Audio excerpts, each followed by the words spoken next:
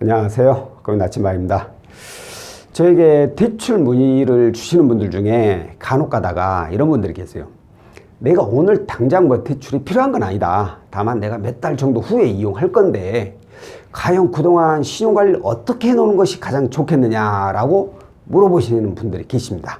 이런 분들이 간혹 계시는데 당연히 그 전까지는 신용관리를 잘 해놔야지 본인이 원하는 금액도 구할 수 있겠지만 또 거기에 따라서 어떻게 해서든 이자를 조금이라도 더 낮게 이용할 수가 있겠죠. 그렇기 때문에 오늘은 당장이 아니라 몇 개월 정도 후에 나중에 대출 이용하신 분들이 어떻게 신용관리를 하는 게 좋은지 그 부분에 대해서 안내를 해드릴까 합니다.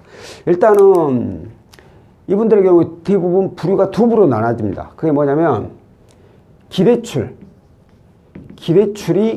없는 분이 있고 기대출이 있는 분이 있어요. 그러니까 현재 대출 이용하고 있는, 대출이 없는 분이 있고 대출이 있는 분들이 있죠. 자, 이분들의 경우 일단 신용관리는 뭐 기본입니다. 신용관리.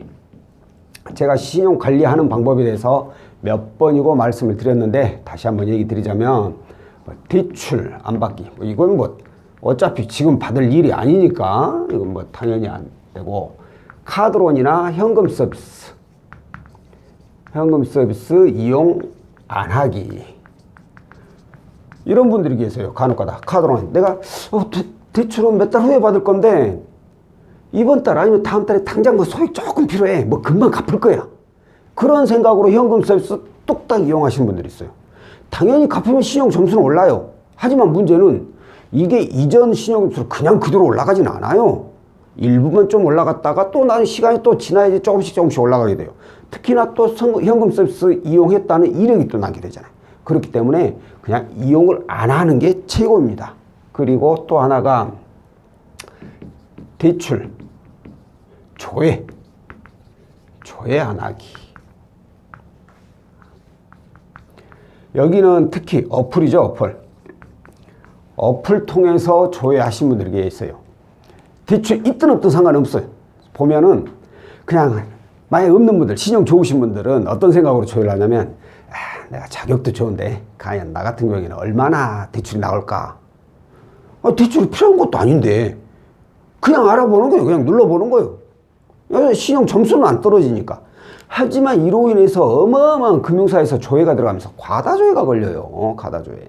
그러다 보면 나중에 대출 받을 때 이 과다조회가 문제가 되게 됩니다. 비록 신용점수가 하락 않더라도 그 외적인 부분들이 문제가 되니까 자하튼 간에 이건 어플로는 신용조회를 안 하는 게 가장 좋습니다. 그리고 뭐 마지막으로 연체는 뭐 말 하나 마나 당연히 안 해야 되겠죠. 자, 이 신용관리 이 부분은 기대출, 현재 대출을 이용하지 않는 분, 현재 대출을 이용하는 분의 공통된 내용이에요. 공통된 내용. 자, 이것만 잘 지킨다면 본인이 대출을 이용하고자 할 때 최고의 신용 점수를 만들어 놓으실 수 있을 겁니다. 물론 여기에는 이제 신용카드를 또 잘 이용해야 되겠죠. 제가 항상 얘기하지만 신용카드는 가능한 한도 내에서 30% 이하만 이용하는 걸 추천드리고, 난 그 30%는 너무 적다. 좀 더 이용을 해야 되는데 하면은 어쩔 수 없으니까 50% 이내로만 추천을 드립니다. 가능한 최소의 금액만 이용하는 게 좋아요. 내가 대출 받을 때까지는. 예를 들어서 내가 한도가 1,000만 원이야. 근데 한 달에 내가 200만 원만 이용해.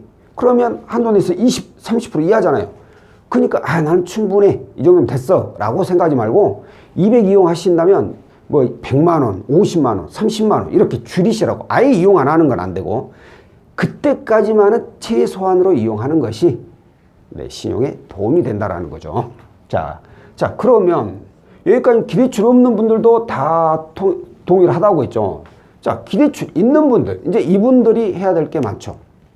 기대출 있는 분들이 뭐 어떤 분들은 은행에 크게 한 건만 있을 수도 있고, 어떤 분들은 뭐 카드론이나 현금 서비스, 그 외에 다른 뭐 이금융권 신용대출이 있을 수도 있고 여러 가지 대출을 가지고 있을 수도 있어요. 이런 분들이 내가 몇 달 후에 받을 건데 어떻게 신용관리를 해야 될까라고 했을 때 일단 기존에 말씀드린 이 신용관리하는 방법하고 카드 이용하는 방법, 이건 기본이고, 이제 이런 분들은 어떻게 해야 되느냐, 이런 분들의 경우에는 가능하다면, 뭐 안 되면 어쩔 수 없지만 가능하다면 이건 상환을 해야죠. 상환을. 자, 상환해야 된다고 했어. 이 모든 걸 그냥 다 상환해라. 그 뜻은 아니고요. 다 상환하면 좋고, 근데 그걸 다 상환하실 수 있는 여력이 있는 분이 뭐하게 몇 달 후에 또 대출을 받겠어요. 그렇진 않더라도 일단은 가지고 있는 대출 중에 내가 최대한 없앨 수 있는 건 없애라 이거예요. 그 중에 첫 번째가 뭐죠? 항상 제가 얘기하죠. 현금 서비스. 현금 서비스는 좌우간의 최악의 상품이라고 생각하시면 돼. 무조건 얘는 상환해야 돼. 현금 서비스는. 이유 불문. 무조건 상환하시고. 그 뒤로 이제 상환해야 될 게 어떤 것을 상환했을 경우에 내 신용점수가 많이 오를 수 있는가. 이 부분들은 이제 파악을 해야 되죠. 가장 많이 오를 수 있는 거 보면 일단 대부업체 첫 번째. 그 다음 저축은행. 그 다음 캐피탈. 그 다음 카드론. 그 다음 뭐 은행. 이 순서로 가겠죠. 자, 이 순서대로 금융사대로 해서 상환을 해버리면 내 신용점수는 조금이라도 더 많이 오르게 돼요. 그런데 여기서 이제 하나 더 알아두셔야 될 게 건수죠. 건수를 줄여야 돼. 건수를. 내가 예를 들어서 저축은행이 한 건 있어. 근데 내가 카드론이 짤짤하게 한 서너 건 있어. 그러면 저축은행이 점수가 많이 떨어진다고 했으니까 카드론 한 서너 건 있는 건 그대로 놔두고 저축은행 한 건만 딱 상환해버려. 예를 들어 동일한 금액이야. 또 서너 건 합한 금액. 카드론 서너 건 합한 금액하고 저축은행 한 건하고 금액은 동일해. 근데 저축은행이 제가 신용수가 더 많이 하락하니까 이거 상환하면 더 점수가 많이 올라가요 했다고 이 세 건은 그대로 서너 건은 그대로 놔두고 저축은행 한 건만 딱 상환을 해. 이건 도움이 안 돼. 도움이 안 되는 건 아니지만 이건 손해죠. 건수를 줄여야죠. 카드론이 한 4건 있다. 그러면 차라리 이걸 먼저 없애버려야죠. 건수를 많이 줄이라는 거예요. 그런데 예를 들어서 내가 은행에 3건 있어. 나머지는 하나. 건수 줄이라니까 은행 건이? 이건 아니야 또. 은행은 무조건 제외.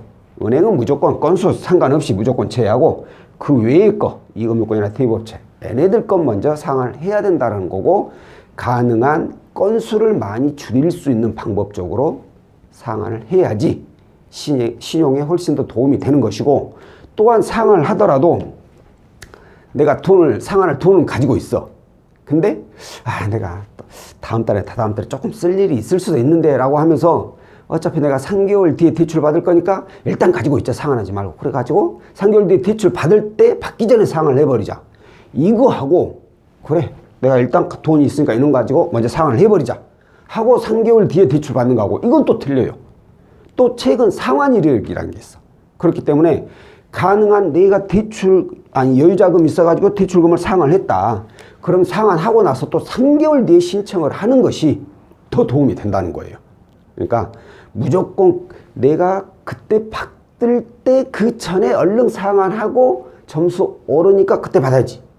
이보다는 미리서 상환을 하고 3개월 지나고 나서 그때 신청하는 것이 훨씬 더 도움이 된다는 거, 이 부분도 참고하시고요. 자, 오늘 당장이 아니더라도 몇 개월 뒤에 내가 대출 받고자 했을 때 신용관리를 어떻게 하면 가장 좋은 성과를 낼 수 있는지 그 부분에 대해서 안내를 해드렸고요. 다음번에 또 다른 내용으로 찾아뵙도록 하겠습니다. 고맙습니다.